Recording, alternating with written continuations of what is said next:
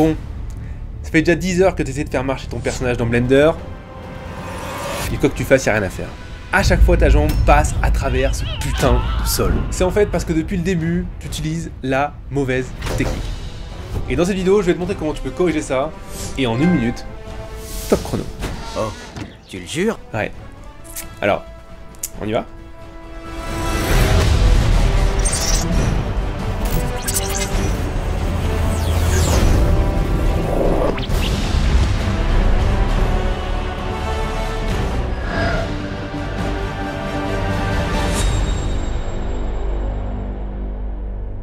Donc je vais modéliser une jambe en ultra simplifié pour te montrer comment ça marche. La jambe est simplement un cylindre avec 8 côtés. Le truc super important pour que ça fonctionne, il faut que tu aies absolument 3 edges de découpe au milieu, à l'endroit du genou, pour que ta jambe puisse plier correctement.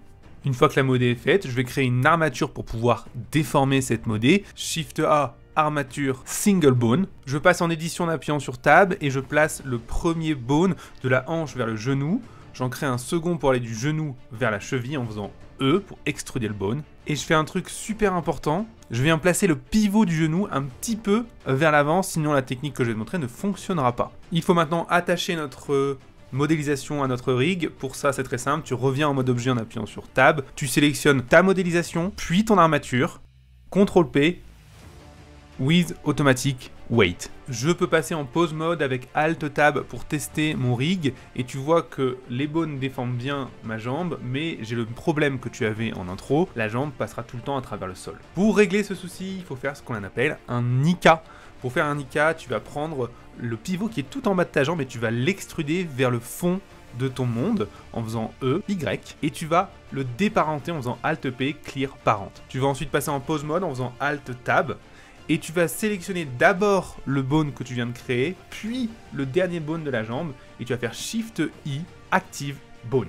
Ça va créer un Nika. Une fois que tu as fait ça, tu vas voir que ça fonctionne, mais le genou fait un petit peu n'importe quoi. C'est parce qu'il faut créer un deuxième bone au niveau du genou. De la même manière, une extrude, Alt P, Clear Parent, et là tu vas venir l'avancer devant le genou. Maintenant tu viens repasser en pause mode, tu sélectionnes le bone qui est de couleur jaune et dans son panneau de contraintes, tu viens dans Pole Target ajouter le bone que tu viens de créer. Tu viens ensuite adapter l'angle pour que le genou se plie en direction du bone. Et voilà, maintenant tu peux contrôler l'orientation du genou avec ce bone devant. Pas mal, non? Et tu vois que maintenant, à l'animation, la jambe ne passe plus à travers le sol puisque je peux la contrôler depuis le pied et non plus depuis la hanche. Un dernier tip quand tu fais ce genre de truc, c'est super important que ta chaîne de bone soit parfaitement alignée sur une ligne droite, sinon ton Nika, même avec le pôle vecteur, va partir en vrille. Bon, déjà, félicitations d'être arrivé jusqu'ici. Crois-moi, tu fais partie de la minorité. Maintenant, est-ce que ça te dirait d'aller plus loin qu'un simple tuto YouTube? D'avoir un vrai cours qui t'explique les fondamentaux qui sont derrière justement un tuto comme celui que tu viens de voir. Ouais? Ok, alors voilà ce que je te propose. Tu vas cliquer ici maintenant pour recevoir un cursus complet de 6 jours où je vais t'apprendre en détail à réaliser ta première image de A à Z en 3D et gratuitement. Oui, t'as bien entendu, c'est totalement gratuit, c'est sans bullshit et tu pourras appliquer tout ce que tu auras appris dans tes propres projets.